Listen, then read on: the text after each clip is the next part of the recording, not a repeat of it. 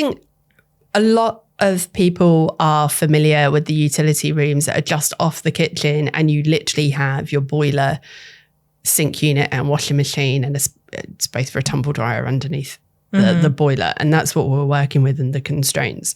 So I think the first thing I would do is see what they use that utility sink for, to see if it's something that is actually required for them. Because I'd say it's 50-50 on if people need that sink. Are they using it because it's there?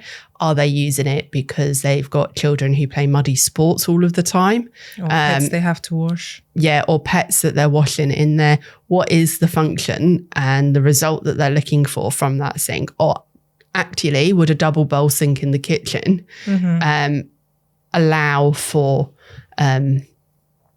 some of those needs to be fulfilled in that area and be more flexible and versatile within the kitchen? So I think that's the first thing I would look at. I would then start considering the other things. So the fact that they're probably going to want their broom and their hoover in there, potentially a charger in there as well.